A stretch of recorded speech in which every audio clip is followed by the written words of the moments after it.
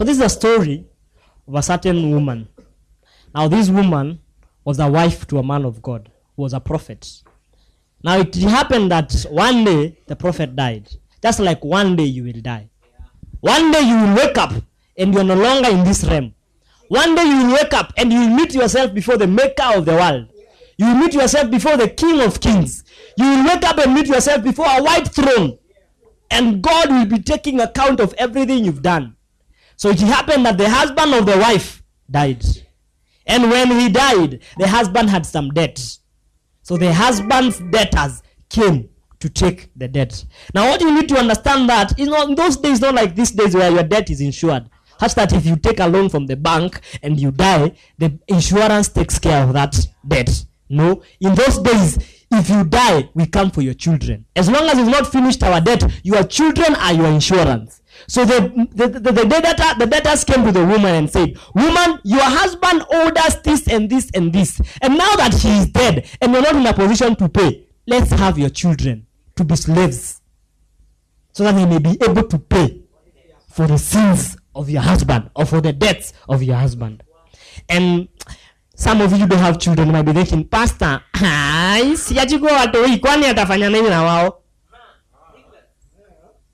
children were important to women. Children are important to women. Children mean so much to a woman's heart. The fruit of your womb is so important that you will never want to see that woman or that baby struggling as a slave because of the debts of his fathers. So one day, the woman went to the master of his husband, who was a prophet. So upon going to him, that's verse 3, you should go with me. That's verse 3. And he went and told him, Master, cheki manze, hazi yangu amededi. Na venye amededi, akona madeni za wenyewe. Na wamenikamia mimi. Wameniambia, if I'm not able to pay, they will take my children. Then the prophet asked, so what can I do for you? What do I have to do for you? Then the woman said, tell me what you have in your house, like the man of God said to the woman. Then the woman said, I think I have some little flour and oil in my house. You have some oil in your house? He said, yeah, I got some oil. So he said, go into your house and lock the door behind you and pour oil and continue pouring. And the story goes on as we've read. Now I want you to learn a few things from this story. Number one, I'm going to do it in phases. Phase number one, we are going to look at the situation.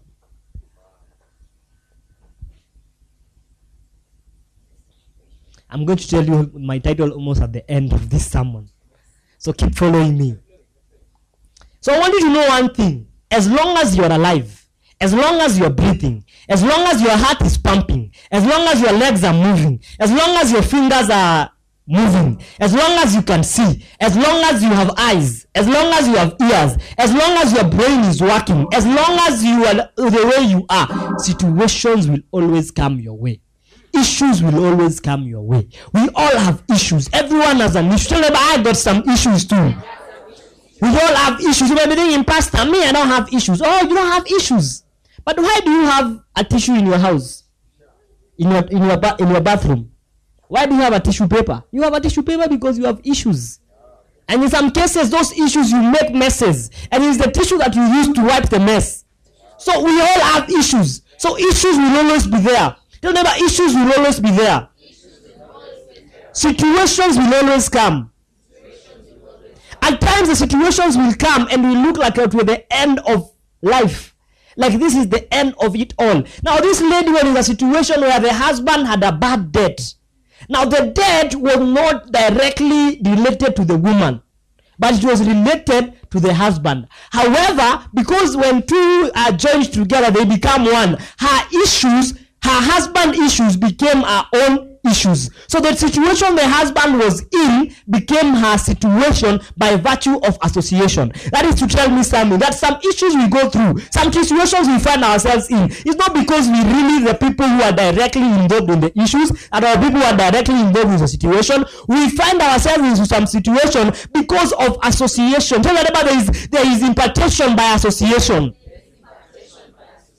Sometimes you get to be in situations not because you are really a bad guy, not because you really are a person who deserves to be in such a situation, but you're in the situation you are in because of the company you keep. You're in the situation you are in because of the friends you have. Oh, in the old days they used to tell us, show me your friends and I will tell you who you are. And they go ahead and tell us, birds of the same feather flock together. Oh, these things are not scriptural. However, they have so much truth in them.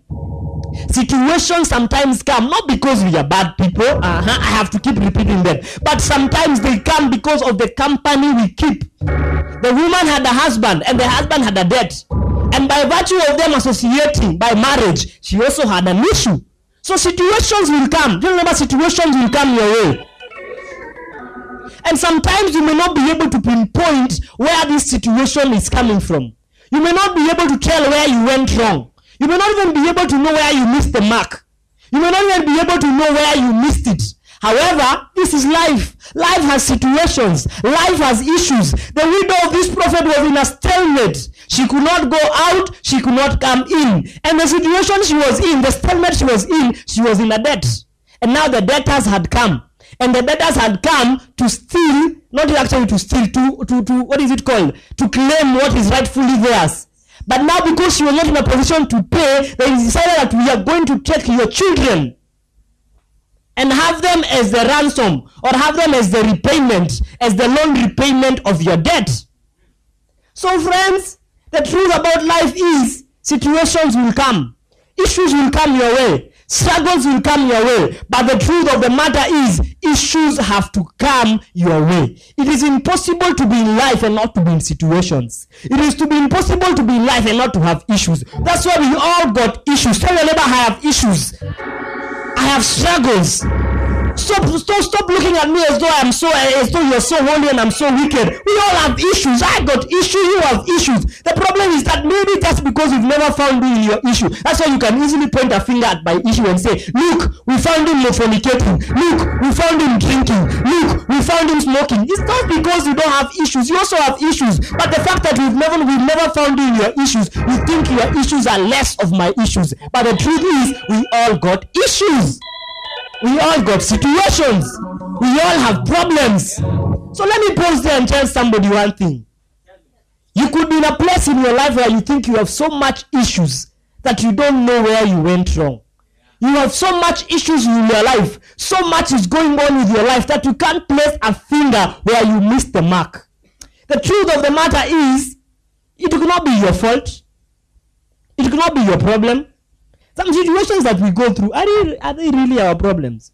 For example, to be poor. Are we the ones who chose to be born in a poor family? Are we the ones who decided where we'll be born? But somehow, we were born in those poor families. You know, I read something this week that I don't look for trouble. Trouble looks for me. To some degree, it is right to some people. There's some people who they're always trying to stay away from trouble as much as they can. But trouble always has a way of looking for them. Trouble always has a way of getting to them. But friends, don't you worry. Every situation has an expiring date. Every situation has an end. Every situation is not a permanent situation. Situations will change. Remember, situations will change. So, some issues that you are going through are not entirely your issues. However, the creditors will always come. The creditors came to the woman, though it was not entirely her problem. It was not her who had gone to borrow money. It was her husband. However, when the creditors came, they came and said, woman, we've come by virtue of your husband. By virtue of your husband borrowing money, that's why we are here. So we want you to pay our money, or if you don't pay, you will find yourself in a very bad situation with us. And we have to take your children. Now you need to understand that in those days, children signified three things. Number one, children signified security. Number two, children signified heritage. And number three, children signified future. So when you tell me that you're going to take away my children, you're telling me you're going to take away my security, you're telling me you're going to take away my heritage, and you're going to take away my future. And there is nothing as bad as your security being taken away. Your security is so important. Actually, in life, it's called the triangle of life. Psychologists. It's called the what? Maslow. Acclimatization, blah, blah, blah. Then you get to the very top. Actualization. Self-actualization is at the top. I think the middle part is where they talk about security and having a shelter and all that. So security is so important to a person. So in life, you always want to be secure. You always find people speaking of, I want to be financially secure because I don't know about tomorrow. I don't want to marry a guy who is not financially stable. I don't want to marry a guy who is not driving. Why? Because I want to be secure. So security is so important to a human being. So when you tell me you're taking away my children, it means you're taking away my security. You're taking away the very thing that I've been working hard to achieve. So this woman, her security was going. And not only was her security going, her heritage was going. Oh, now it is one thing for security to go, and it's another thing for security and heritage to go. So this woman was in a place of desperation. This woman was in a situation of pain. She was in a situation of a stalemate that she could not go out of it, neither come out of it, not unless she was willing to pay the debts that she had. So friends, don't you worry the situation you are in. Every situation has an expiring date. So I want you to know that one day, tell me about one day, the situation that I'm in will always come to an end.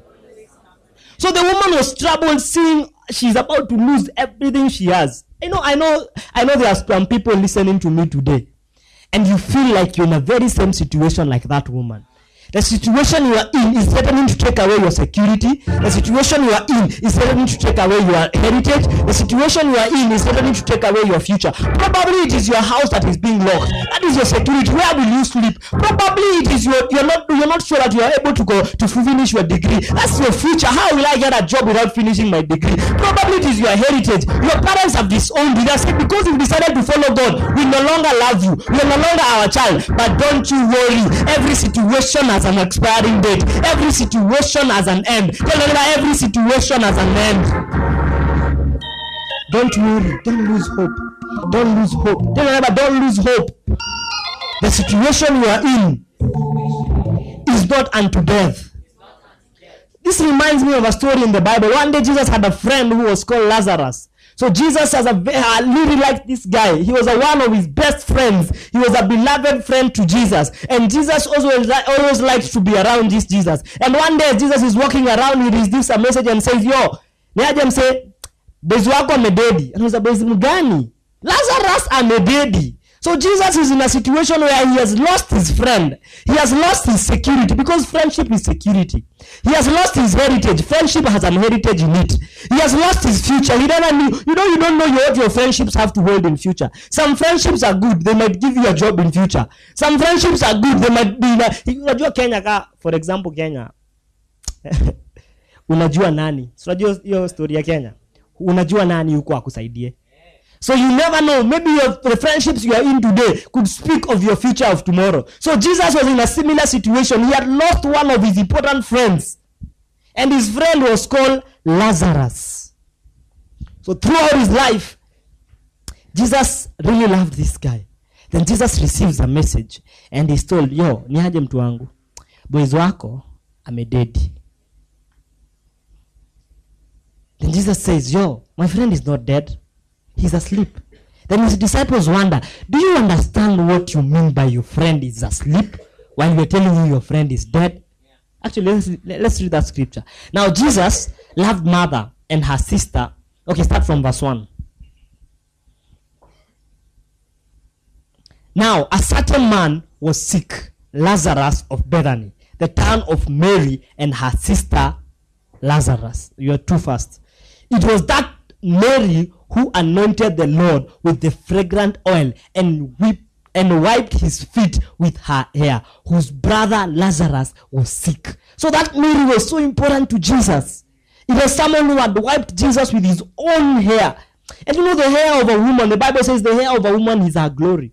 So can you imagine, she was in Meg, she was a plastic, the original hair. So imagine she had the original hair. Hey, if it's the lady next to you with the original hair, touch her and tell her, Jesus likes you. Jesus likes you. If your neighbor does not have original hair, turn to her and tell her, Jesus anaogopa moto. On a light note, let's go on verse 3. Verse 3.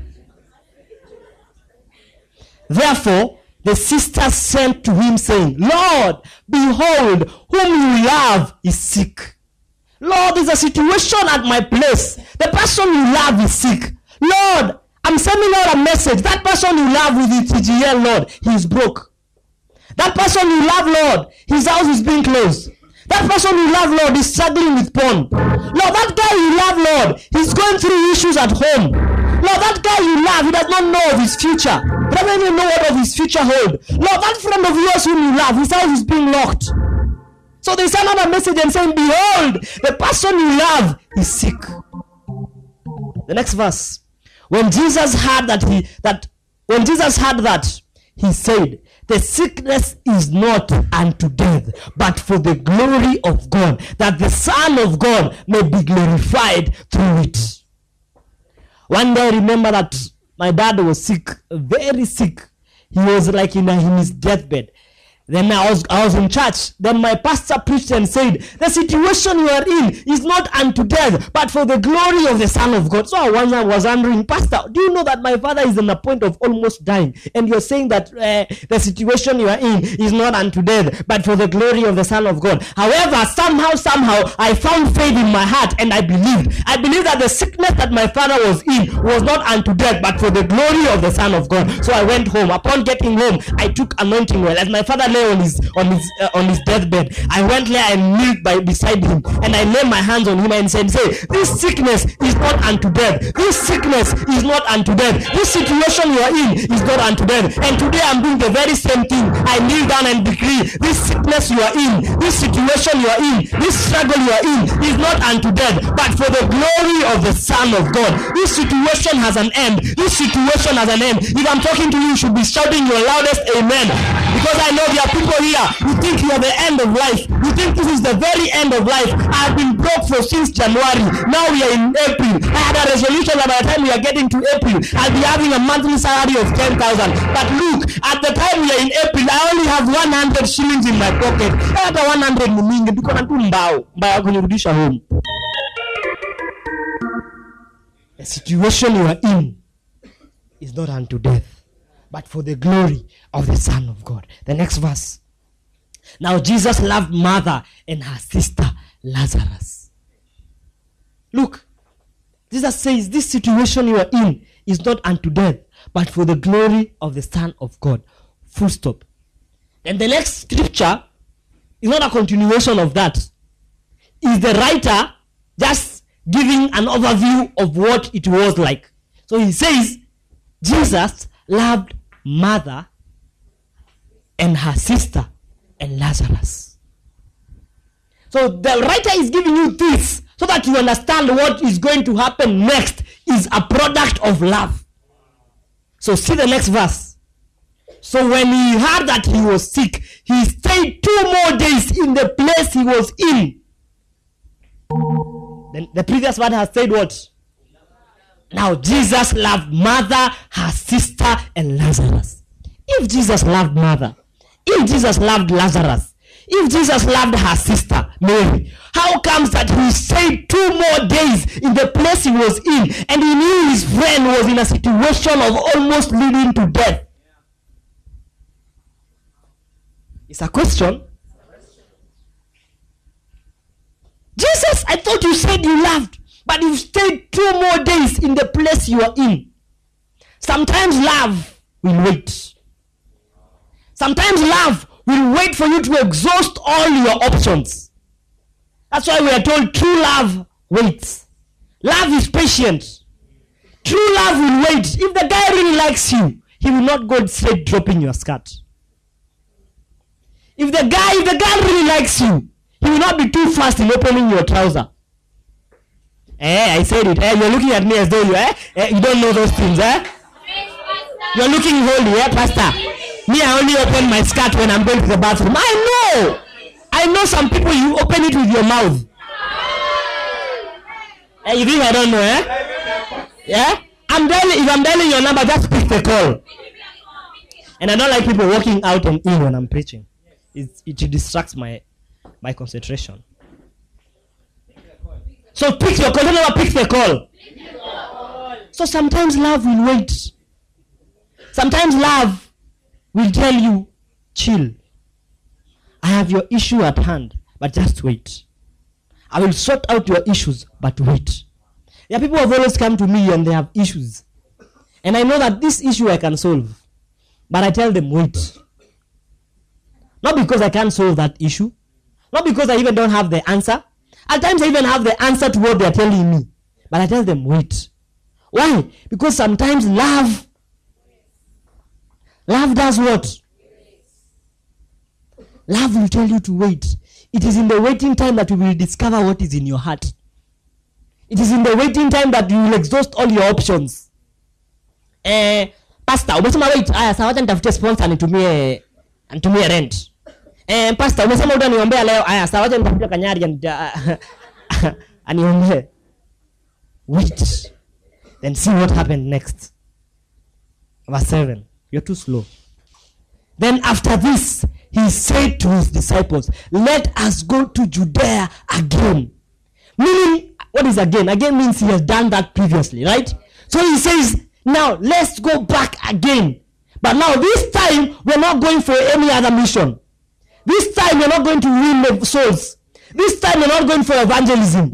This time, we're not going to be paraded and do miracles and prophesy. This time, we are going for one specific person called Lazarus. I know Jesus is here and he has come again. Not for anyone else, but for your case. Your situation has reached his ears. Your situation, as the Bible says, and the children of Israel cried out unto the Lord, and their prayer reached out to heaven. And he saw, and behold, he went and looked for his servant Moses, and sent him to Egypt to rescue his people. The same God who heard their cry has heard your cry. The same God who has been hearing your situation, and seeing your pain, and seeing you being locked out of your house, and seeing you struggling, has heard your prayer. The same God who you've been praying to, you're telling God, Lord, I've been masturbating for so much time. I want to stop this thing. He has seen your situation. He has seen your prayer, and now he's about to come and save you. He's about to come and rescue you. So let us go to Rongai again.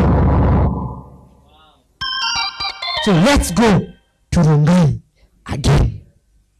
So they went to Judea, to Judea again. Verse 8. Then the disciples said to him, Rabbi, lately the Jews have sought to stone you, and you are going there again? So Jesus wants to come and sort your issues, but some guys are telling him, please, those guys you're going to, some guys wanted to kill you because of going there. Will you still risk your life and go there again? Like, Jesus, will you come out of your comfort zone to go and meet these guys again? Why should you risk your comfort? Why should you risk your situations? Why should you risk your life to go back and meet them again? But remember, in verse 5 he said, Jesus loved his mother, her sister, and Lazarus. So Jesus is about to leave his comfort zone because he loves you. Jesus is about to risk his life because he loves you. And furthermore, he already risked his life on the cross. When he was dying on that cross, he was showing you, I'm losing my life because I love you. I'm losing my life because I want your situation changed. I'm losing my life because I want your life changed. I'm losing my life. I'm losing my glory. I'm losing my power. I'm losing everything that I have to lose because I want you to have what I have. So I'm risking everything that I have to risk to come to you. Jesus is risking it all for me. Remember, Jesus is risking it all for me. So verse 9 says, they went there and Jesus answered, there are not 12 hours in day. If anyone walks in the day, he does not stumble because he sees the light of this world. Verse 10, but if anyone walks in the night, he stumbles because the light is not in him.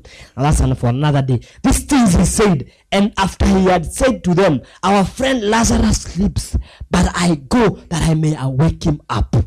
So our friend is asleep. Don't worry, it is 4 days late, but the situation is still asleep. Don't worry, the situation is 4 days late, but don't worry, it is not as bad as you think it is.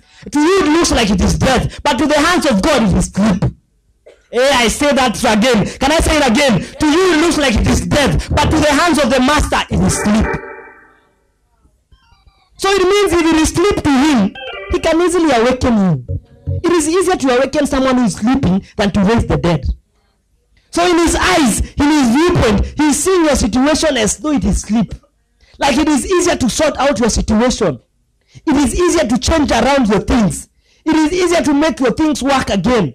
It is easier for him to give you a job again. It is easier for him to change your situation again. It is easier for him to restore you again. So verse 12. Then his disciples said to him, Lord, he who sleeps, he will get up. Like, yo, mnyaji, oh, amedoze. Aya, basi kama amelala. Why do we have to go? Si ataamka. Ama mse akilala anafanyanga nini? Si huamka.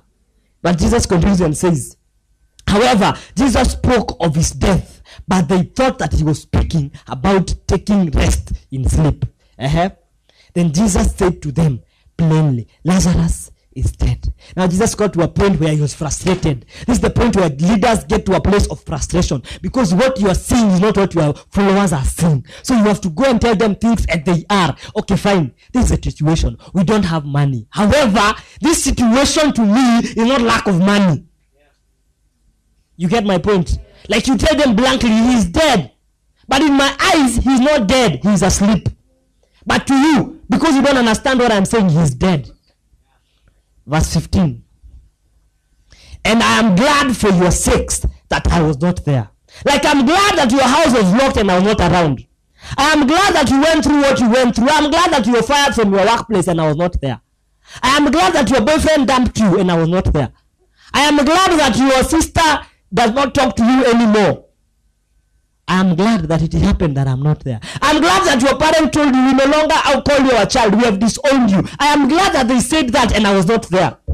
That you may believe. Nevertheless, let us go. Like I was not there. So that when I come, you will believe. Whatever will happen, you will know this cannot be done by anyone else but God. There are some situations that God will allow you to be in them. That you will realize this situation, I cannot come out them normally. I can't come out of them just naturally. This has to be the hand of God. The way I avoided that accident, the way I escaped that death, the way I escaped that narrow death, it cannot be any other person but the hand of God. The next verse 16. Then Thomas, who is called the twin. There's something wrong with this screen. It's switching off in change. Then let me use this other scripture. This other screen. Then Thomas, who is called the twin, said to his fellow disciples, let us also go that we may die with him. You know, his disciples, their viewpoint was different. Their viewpoint was umsenda kudedi. That's why they were telling him, unaenda huko. And these guys thought of stoning you again. So because of their carnality, because of their mind, that has no faith, because of the capacity of their mind, like their viewpoint, they knew Jesus is going to die. So let us go that we may die with him. There are some friends that you have. They are not with you because they are really your friends. They are with you because they know you're almost at the end of life. So let's comfort him. Let's die with him. I know this guy can never come out of masturbation. So let me just let me keep him company as he's at it. I know this guy will never find someone to love. I know this lady she has aborted 100 times. So let me encourage her as she keeps on aborting. Like let me die with him, with her. Like I know this is a wreck. There's nothing anything useful that will ever come out of her. So let me do this. Let me keep her at it. Let me encourage her. At least she'll have some comfort around. You get? So that's what they were saying literally. Like, let's go and die with him. But they are not going to die with him. You think they are fools, they will die with him. No, they're just escorting him to see that, akini ukweli amekufa. Then they leave. The next verse. So Jesus came. He found that he had already been there 4 days. And go to where Jesus says, and this situation is not unto death. Then Jesus got there. It is 4 days late. The place is stinking. The place is so bad. But he said, I'm so glad that I was not there for these 4 days. I'm so glad that I was not there when you're going through what you're going through. I'm so glad that I remained silent. I'm so glad that I allowed you to go through this. So that you may know that I am the Lord. So that you may know that this situation is not unto death, but for the glory of the Son of God. That's the same situation the woman was in. The woman who debtors had come and her husband had died and she was dead. And she knew that this situation situation is not unto death. However, she never knew that that's her case. She didn't know that her situation is not unto death. She thought her situation is the end of it all. They have come for my children. So what will happen? I'm going to die and my children are going to be taken as slaves. But do you know what? Guess what? Your situation is not final. Your situation is not final. As Jesus told Lazarus, this situation is not unto death. I came to tell you the same thing, that your situation is not unto death. Your situation is not final. There is a better place for you. There is a place of hope for you. There is a place of turnaround for you. There is a place of change for you. There is a place of breakthrough for you. There is a place of better things for you. There's a better job for you. There are things that are coming ahead of you. There are better things ahead of you. There are better situations ahead of you. Things will change for your sake. Things will change. Things will turn around. You no longer you will not forever remain broke. You will not forever remain poor. You will not forever remain sick. You will not forever remain in that place. You will not forever remain in an abusive relationship. You will not forever remain in the situation you are in. There is an end to your situation. Every situation has an end. Every situation has an end. And today I came as a man of God and I decree that this is the end of your situation. This is the end of your situation. Your situation has to turn around. So that's the situation the woman was in. Then phase 2. Do you want to know phase 2? Yes. Phase 2 of the situation, or rather of the scenario we've been reading, is the struggle. Now we looked at the situation. Now let's look at the struggle. So remember, the struggle is real.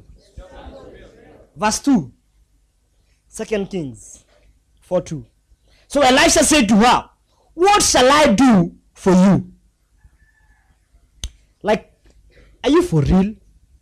I come to you telling you that I have issues, that my children are being taken, because of the debt, and what you ask me is, what shall I do for you? To me, that sounds rude. To some degree, like unataka, so umeniambia nikusaidia aje? Tufanye aje? Actually, that's what wase wengi ulizanga. Oh, so ati uko broke, so tufanye aje? Tuite arambe, tupige trumpet, tuite committee, ama tufanye? No cheese. So what do I do for you? Tell me, what do you have in your house? And she said, your maid servant has nothing in the house but a jar of oil. Now the widow knew that her solution to her problems was in a man of God, or in a friend, or in a bank. So she decides, okay, fine, I really don't know what to do, but let me go to that man of God. But adventure, because he was his employer, but adventure, I can tell the bank to help my issues, and the bank will give me some money. So he went to the man of God. Then the man of God, Elijah, asked, yo, what can I do for you? Like, your husband has died, so tushamuzika, no mkona deni, so nifanye nini, nijiuze nikulipe? Or what? So she went to the man of God, expecting to receive some money or some help from her. So when she was going to that man of God, she was going for a solution. She was not going for questions. She was not going for interrogation. There's sometimes you don't need some interrogations. Do you have ladies in the house? There's sometimes when you're giving us your problems, you don't want us to give you solutions. You just want us to listen to you. Is it not true? There's sometimes you're not looking for solutions. You just want someone to listen. But when you go to that man, men, listen. Sometimes they just want to be listened to. So probably this woman was going so that the man could just listen. But now the man of God asked her, what can I do for you? Tell me about what can I do for you? What can I do for you? What shall I do? So what manner of question is this? But the man of God is expecting an answer if the woman is to find a solution to her problem. You know, it is a struggle to relate the situations the woman is and the question she's being asked. It's a struggle for her in her case. Look, I came and told you I have an issue. And my issue is creditors have come to take my children. So it's automatic that I need money so that my creditors don't take my children. So why are you asking me, what can I do for you? It's a struggle for her to relate her situations and the question Jesus is asking. And the same question Jesus is asking you today. What can I do for you? Now it is in this struggle that we see that, how can I even put it for you to understand? It is, you know, she's in a quagmire. Like for real. This is how you behave. This is how you behave before people. Pastor, Pastor, you know me, Pastor, I struggle with, what do you struggle with? Pastor, what do you struggle with? Pastor, sikupenda kwangu, lakini najipatanga tu sisi tumefunguka. Pastor, so what do you struggle with? Pastor, I struggle with soap and muslin. You'll tell it when you go home. Pastor, I struggle with soap and muslin. So what can I do for you? The man of God asked, what can I do for you? So it is a struggle for the woman to relate that question to her situation. It is a struggle for the woman to see her solution in a mere man full of blood and flesh. It is a struggle for the woman to believe that a man called a man of God can solve your issues. It is a struggle for you to understand how a man of God can preach to you and your life changes. It is a struggle for you to understand how believing in a man of God will make you prosper. It is a struggle for you to understand how your situation has to do with a man. Pastor, are you sure what you're saying? Yes, I've been there before. I have struggled. I know those are some of the questions that some of you are asking. Pastor, are you really sure? Yes, I've been there before. I have struggled to understand how. You know, one day I was sitting in the church. Then I asked myself, how does preaching change people? Like umeka tu hivi, msee anaongea, alafu maisha yako ina change. Ushajiuliza swali? Ama mjajiuliza hivyo? Mimi nishajiuliza. How do you just sit down and listen to a pastor and your life changes? It's a struggle to understand how your situation has to do to a man speaking. So it was a struggle for that woman to know and to believe that her situation and her answers are in a man. It is a struggle to understand how God works through mere man.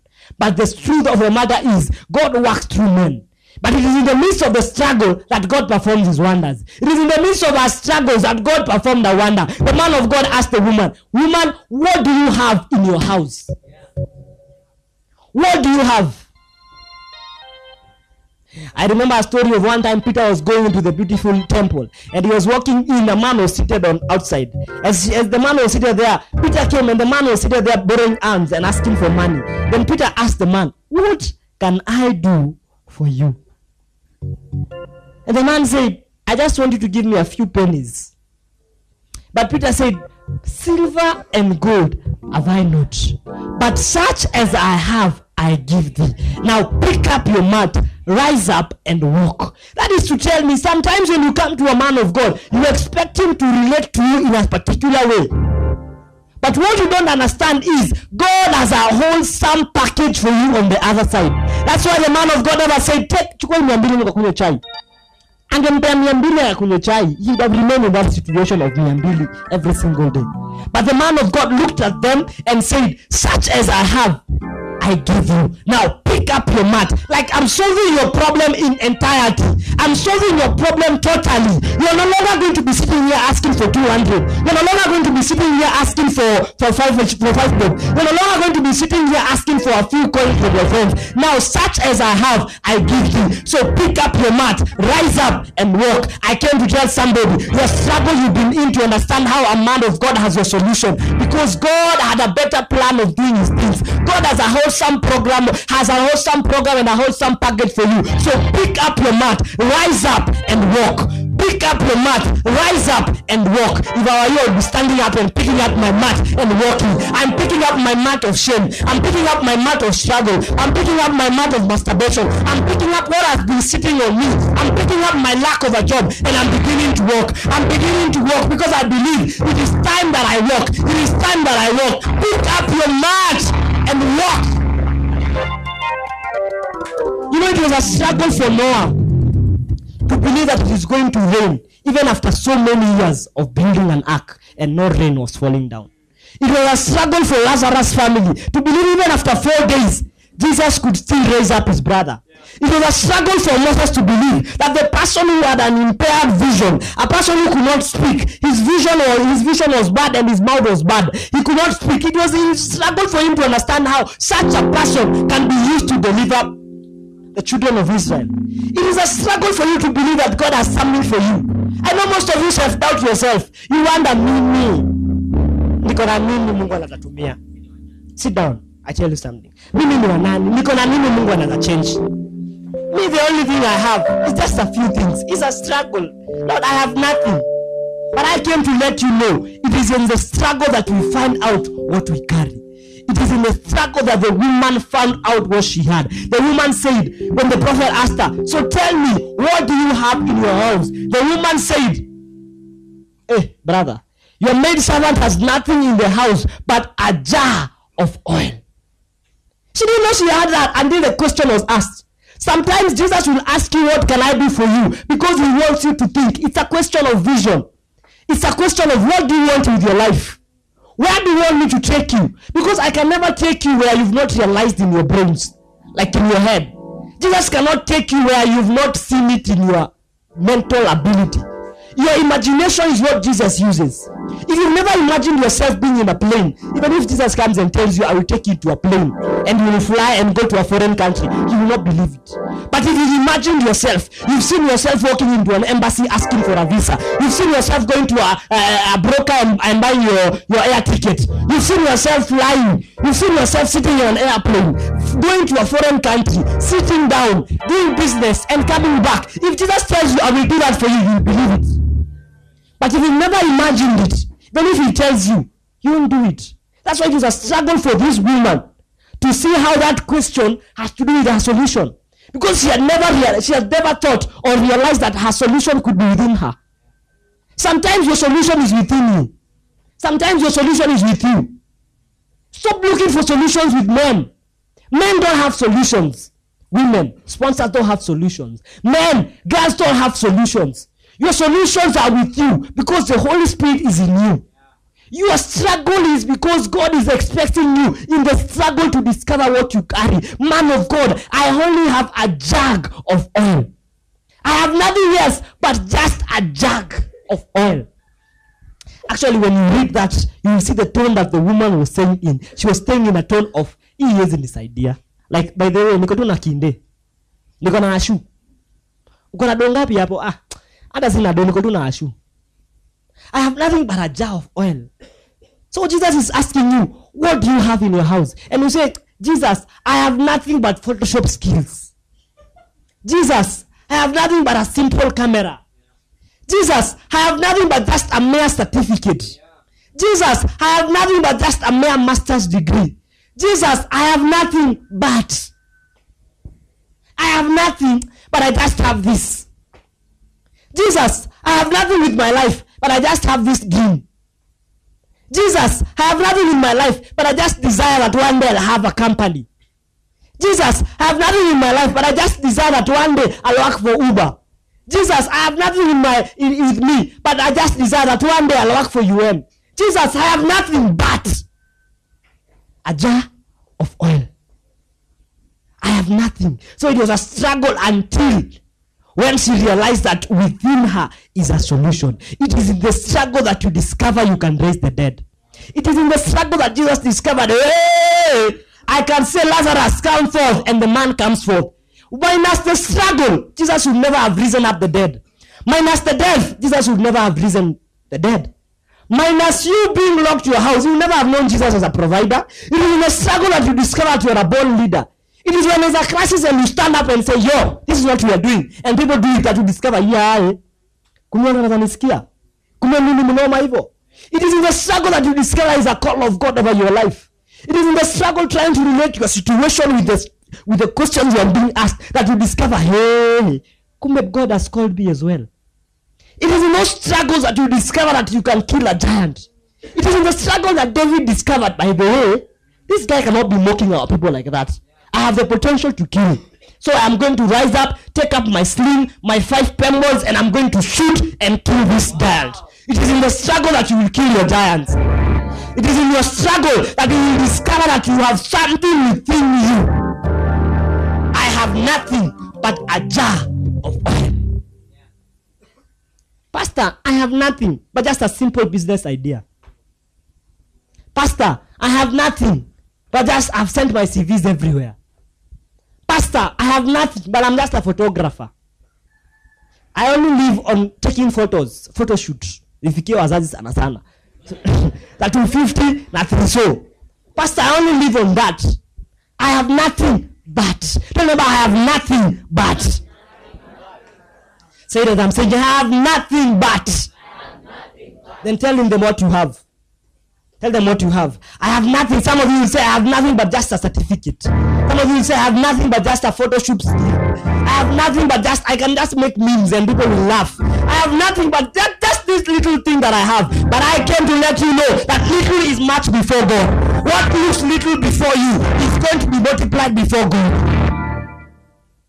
So verse 3 says, this is the solution. Then he said, go borrow vessels everywhere. That's the title of my message. Go borrow vessels. Go borrow vessels everywhere. From your neighbors, empty vessels. Don't go and borrow vessels that are full. Don't go borrow vessels that are small. Go and borrow vessels. But pastor, I came and told you the genesis of my problem is borrowing. That's why I'm in this problem I'm in. Then you tell me, go back and borrow vessels. Pastor, are you being real? Pastor, kuanga real. Nimekuambia, nimejaribu kuokoka before. Shadi nishayokoka, nishayokoka pasi. Si mara yangu ya kwanza kuokoka.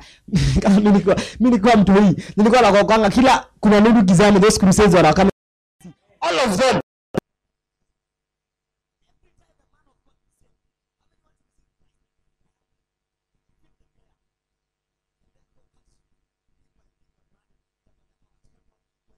You put some work into it. Just put a little work into what you believe. Put some work in it. If the woman believed and never poured oil, will oil overflow into her vessels? Will oil be flowing into her pots? So put some work. Just a little effort.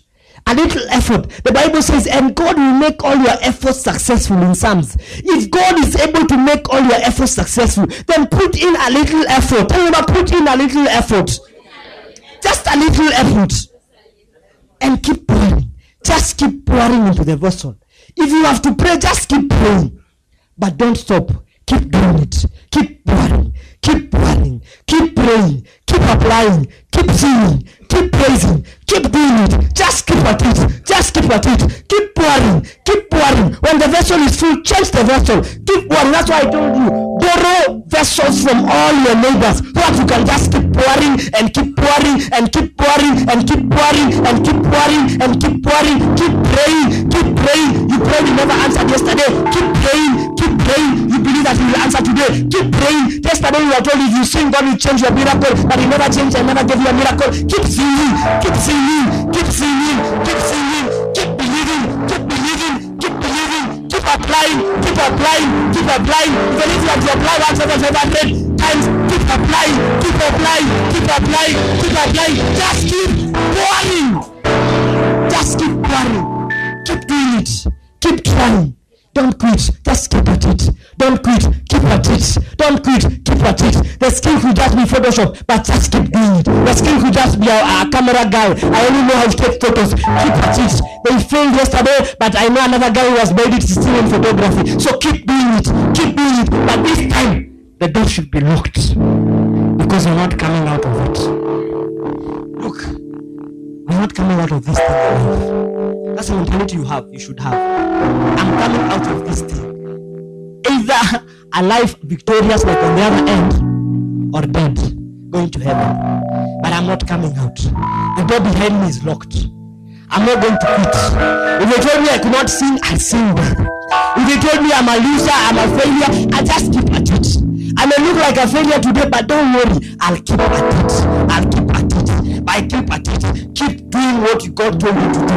Keep doing what God told you to do. Keep pouring when God told you to pour. Keep giving when God told you to give. Stop saying, hey, Pastor, I've been giving for so much and my life has not changed. Keep giving. Keep giving. Your solution is in your giving. If God is the one who told you, keep giving. Keep giving. If God told you, you see that guy, help him go to school. Keep doing it. Keep doing it. Keep doing it. It is that the more you keep doing it, the oil keeps coming more. Do you realize that if the woman stopped pouring, the oil would have stopped? Do you realize that? Pastor, my workplace is so bad. Keep at it. Keep at it. As long as it is God who told you to be there, keep at it. There's no going back. Do everything you have to do to remain where you are. If you have to go back to school and get some degree. If you have to apply that job, that very job that they rejected you again, if you have to go back to that very office that they told you we don't have a position for you, don't worry. Pick up your mat, rise up and walk to that very place where they told you we have no job for you. Keep going. One day they'll just get fed up with you and say, give that young man a job.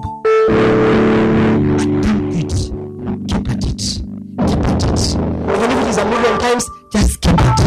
Even if you have to pray and fast for the whole year, just keep at it. Do all you have to do to keep at it. And the solution will bring a miracle. Verse 6 says, now it came to pass when the vessels were full that she said to her son, bring another vessel. And she said to her, there is not another vessel. So the oil ceased. Verse 7. Then she came and told the man of God, and he said, go sell the oil and pay your debt, and you and your sons can live on the rest. There was an overflow until she had no more vessels to contain her oil. But why was that? Because she kept on pouring. She kept on pouring. Your overflow is in you keeping up pouring. Keeping up pouring. Keeping up pouring. Your overflow is in you keeping up reading. If you have to keep reading, keep reading. If you have to keep giving, keep giving. Whatever you have to do, just keep at it. Stop. I don't know how to emphasize this to you. Just keep at it. Things don't work out that easy, my friend. Nothing works out in the first year. We are told in management, you have to keep at it. You have to keep at it first year, second year, third year, fourth year. Even a tree, naturally speaking, it does not produce fruits in the first month of being planted in the soil. You have to keep at it, keep watering it, keep giving it manure, keep doing everything that you have to do. And eventually, you shall see the fruits that you'll be laboring in. So if you're here, go and borrow vessels. Every eye closed.